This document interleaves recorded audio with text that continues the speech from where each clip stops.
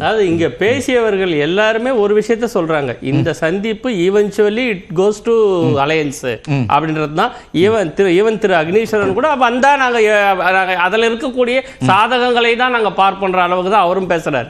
அப்ப இவர்கள் எல்லாம் இந்த சந்திப்பு அரசியல் நோக்கி தான் என்று சொல்லும் பொழுது நான் மட்டும் அதை சொல்லக்கூடாது, எனக்கு மட்டும் திமுகன்றதால அதை சொல்லக்கூடிய உரிமை இல்லைன்னு சொல்ல முடியாது. நாங்க என்னை பொறுத்த வரைக்கும் ஒருவேளை இந்த அலையன்ஸ் அமைவதில் உங்களுக்கு தான் அச்சம் அப்படின்னு சொல்லி அதுல என்ன வேறுபாடு அவங்க சொல்றாங்கன்னா திருக்கர்ணா, அவங்க எல்லாம் சொல்றது அதிமுக பற்றிய அவங்க கவலை வேற, உங்க கவலை வேறன்றாங்க. இல்ல எங்க கவலை எப்படின்றதுனா, ஒருவேளை அண்ணன் மனோகர் பாஷா சொன்ன மாதிரி இது கூட்டணி சேர்ந்து தான் எங்களுக்கு அது பெரிய ஆபத்தா ஆயிடுவோம்னா இருக்கட்டும். வடிவேலு ஒரு படத்துல சொல்ற மாதிரி அவங்கவுங்க எடுக்கிற முடிவுலாம் சாதகமா தான் இருக்குதுன்ற மாதிரி நாங்க அது புன்னகையுடன் ரொம்ப ரசிச்சு தான் பார்த்துட்டு இருக்கிறோம். ஏனென்றால் அவ்வளவு முரண்பாடுகளை, அவ்வளவு பேச்சுக்களை அவர்கள் இப்போ தமிழ்நாட்டு மக்களின் ஆதாரமான கடந்த கால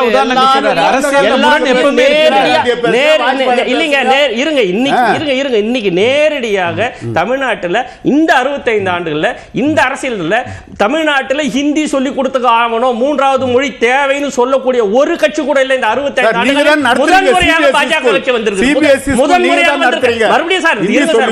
முதன்முறையாக வந்திருக்கிறது. இப்படி ஒரு குரல் வந்திருக்கிறது. இந்த குரலுக்கு ஆதரித்து கையெழுத்து வேற சின்ன பிள்ளைங்களை கூட கையெழுத்து வாங்குறாங்க. இதை அதிமுக ஏற்றுக்கொண்டு கூட்டணி அமைத்தால் அதிமுக மக்கள் மன்றத்தில் குற்றவாளியாக நின்று பதில் சொல்ல வேண்டியது. அது அவங்க பிரச்சனை. மறுபடியும் அது டிஃபரன்சஸ் இருக்கும் சார். இப்ப நீங்க திரு சண்முகம் சில விமர்சனங்களை வைக்கிறாரு, சிபிஎம் ஓட மாநில செயலாளர் திரு வேல்முருகன் சில விமர்சனங்களை வைக்கிறார். கூட்டணி இந்த பிரச்சனைகள், இந்த விமர்சனங்கள் எல்லாமே எங்களுடைய செயல்பாடுகள் இப்படி செய்திருக்கலாமே, இப்படி போயிருக்கலாமே, இப்படி எங்களுடைய ஆதாரத்துக்கு நேர் எதிராக இல்ல. இவர்கள் யாராவது மூன்றாவது மொழியை கத்துக் கொடுக்கணும்னு சொல்றாங்களா? இவர்கள் யாராவது டீலிமிட்டேஷனுக்கு தமிழ்நாட்டு அனைத்து கட்சி கூட்டத்தில் இன்றைக்கு தமிழ்நாட்டு சட்டமன்றத்தில் முக்கியமான முடிவுகள் எல்லாம் ஒருமித்த கருத்துடன் ஒரே இடத்துல எடுக்கப்படும் போது அது எல்லாத்தையும் எதிர்த்து வாக்களிக்கிற 4 பேர் பாஜக எம்எல்ஏ. அந்த 4 பேரும் நீட்டுக்கு அகைன்ஸ்டா வாக்களித்தது பாஜக. ஒரு வரி சொல்றாரு இல்ல, எல்லாவற்றையும் 4 பாஜக எம்எல்ஏ ஒரே இலக்கு திமுக ஆட்சியை வீழ்த்துவது அப்படிங்கிறது. அதனால நாங்க அதுக்கு எதுக்கு இந்த பர்னிச்சர் இப்படி யூ டர்ன்லாம் எடுத்து அடிச்சு உடைக்கணும்ன்றேன்.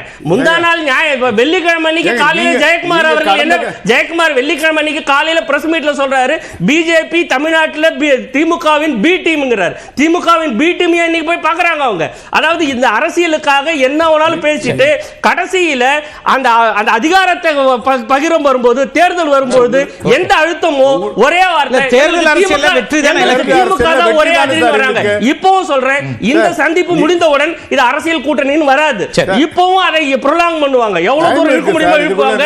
இப்பவும் அவர்கள் நாம அஸ்யூம் பண்ற மாதிரி இத சட்டம் ஒழுங்கு இதற்காக தான் உள்துறை அமைச்சரை போய் பார்த்தோம், மனு கொடுத்தோம் என்று தான் சொல்வார்கள். நான் கிடைக்கக்கூடிய தகவல் வச்சு சொன்னேன், நமக்கு செய்தியாளர் இல்ல இப்படியே இது கூட்டணிக்காக போகாது.